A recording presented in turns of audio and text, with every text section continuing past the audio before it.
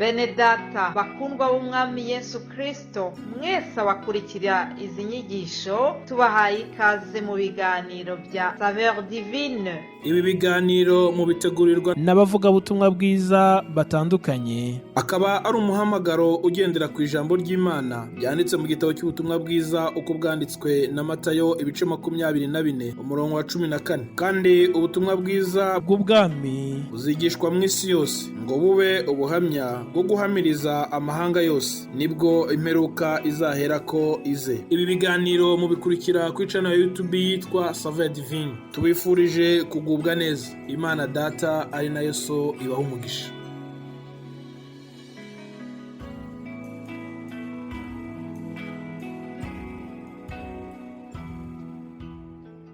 Yesu ashimwe cyane bene data, ndabaramukije mu izina rya Yesu. Ni Marie Chantal Nimugire muri programme ya Saveur Divine. Muri iki cyumweru turimo kuganira ku ijambo ryiza cyane rivuga uburyo Yesu ari umukiza kandi yatanze isezerano ryo kutubwira ngo azaha intama ze cyangwa azaha abantu be ubugingo kandi bwinshi. Iri jambo kuryumva kurisobanukirwa ni igitangaza, kandi Yesu nibyo akora, nibyo yakoze kandi n'uyu munsi nibyo akora. Turasoma ijambo riri muri Yohana ibice 10 n'umurongo wa 10. Haravuga ngo umujura ntazanwa n'ikindi keretse kwiba no kwica no kurimbura, ariko njyeweho nazanywe no kugira ngo zibone ubugingo ndetse ngo zibone bwinshi. Iyo usomye iki gice cyose cya Yohana ibice 10, Yesu yavuze umwungeri mwiza yivuga, niho usangamo ishusho ye, ishusho y'uburyo ari umukiza utangaje, uburyo ari umwungeri atandukanye n'umushumba, kuko umushumba aragirira ibihembo kandi akora nyine nk'ukorera ibihembo, nyuma akagenda n'undi akaza. Ariko umwungeri we ni nyir'intama, ni nyir'amatungo, akora igishoboka cyose kugira ngo izo aragiye cyangwa amatungo ye agubwe neza. Aha rero Yesu yavuzemo ijambo rikomeye, aravuga ngo umujura ntazanwa n'ikindi.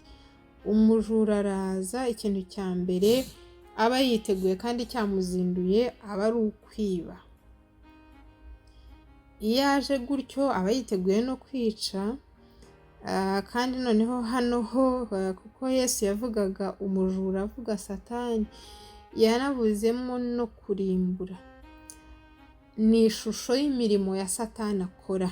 Ijambo ryitwa kwiba. Kwiba, mbega iyo avuze kwiba ni ukwiba iki? Ni ukwiba ubugingo, ni ukwiba impano z'abantu Imana yabahaye, ni ukwiba umuhamagaro wabo, ni ukwiba umunezero, ni ukwiba amahoro, ni ukwiba imiryango, ni ukwiba. Satani ni umujura, ni ukwiba ubuzima, sante, ubuzima bw'umubiri. Ugasanga umuntu nta mahoro afite mu mubiri, indwara, ibyo bintu byose. Kwiba ubutunzi, umuntu agakora yagera aho yaragiye kugera bikongera bigahomba. Kwiba ubwenge, umuntu yari afite ubwenge, yari afite ejo hazaza, yaba mu bana, ariko hakaza ibindi bintu bibatwara. Satani ni umujura, ni uko yiba.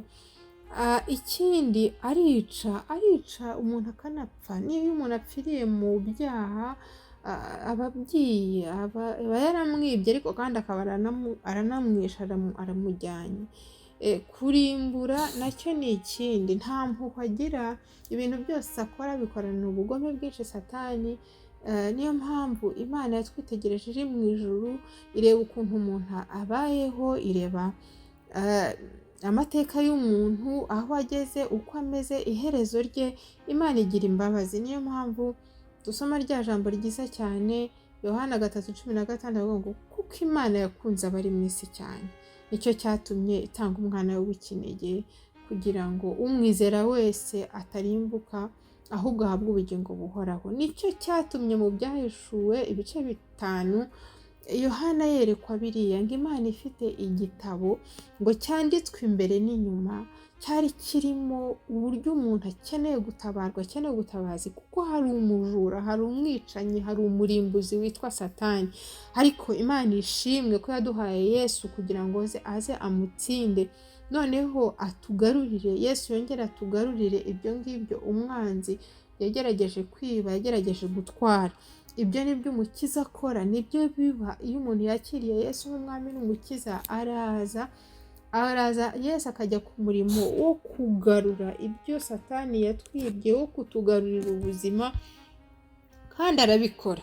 Haleluya! Ni umukiza mwiza kandi abikora mu buryo bwiza, kandi arabikora.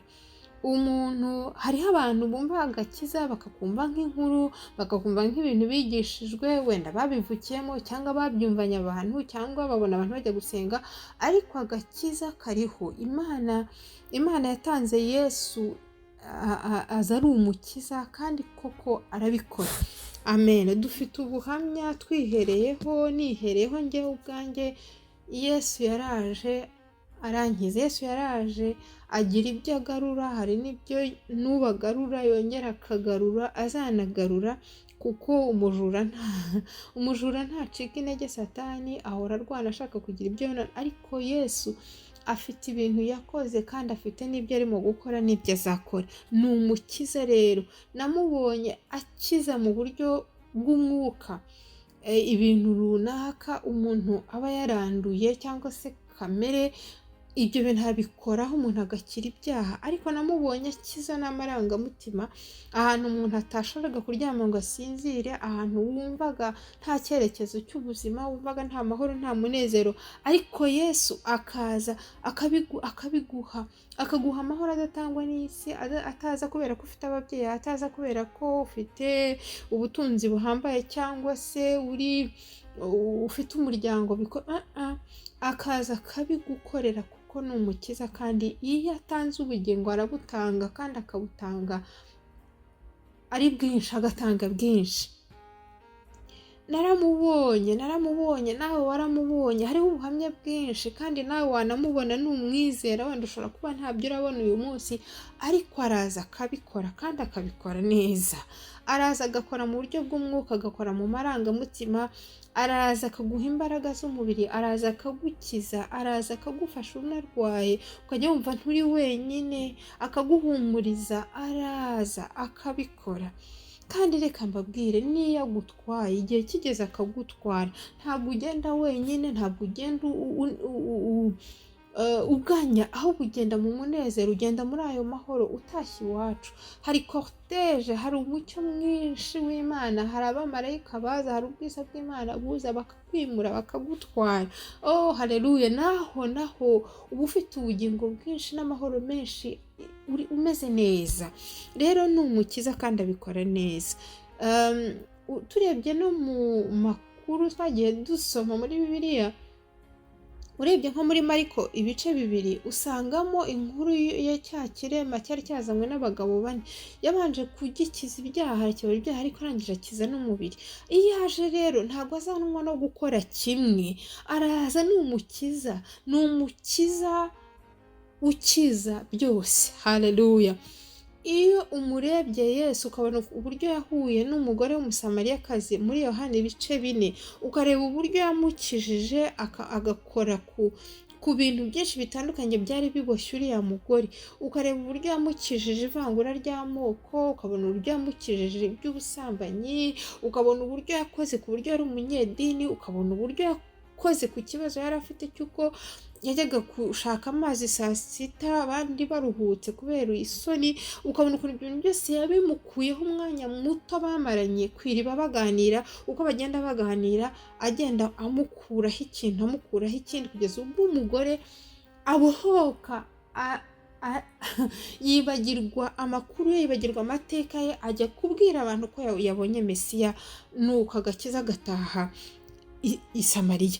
Bene data, Yesu ni umukiza, kandi iyo aje abigenza neza. Reka nkubwire, niyo haba ibihe bikomeye, kuko bijya biba, ntabwo muri urugendo rujya mu ijuru bihora bimeze byose bimeze neza ngo bisa neza ngo ntiduhure n'ingorane, ariko hari ikintu tuba tuzi neza, tuba tuzi ko mu birimo kuba byose, mu byo tugeragezwa byose, mu byo twacamo byose, mu byo tuzacamo byose, turabizi yuko umukiza wacu ari umukiza kandi iyo akijije aragukiza, n'ibyo akuretse ugacamo kubera impamvu ze, abikora byose afite ubushobozi kandi no muri byo aguha amahoro, muri byo akaguha umunezero, muri byo akaguha kwizera, kandi igihe abigukuyemo haleluya, akabigukuramo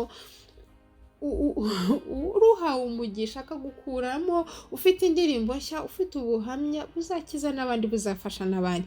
Mwibuke Yobu uko byagenze, ngo Uwiteka amuhiriye ubwa kabiri kuruta ubwa mbere, nubwo yari yageragejwe mu buryo bukomeye cyane, bugoye cyane, kandi yari yarabaye umukiranutsi Imana yirata, ariko Imana ni data kandi yaduhaye Yesu umukiza kugira ngo aduhe ubugingo kandi ubugingo bwinshi. Rero aracyabikora n'uyu munsi, nawe wongere umwizere, haleluya, unezezwe nuko ari umukiza kandi ukora umurimo yasigiwe neza. Amen.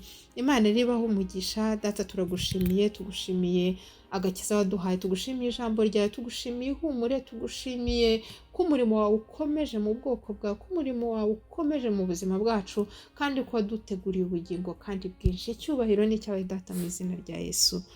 Amen.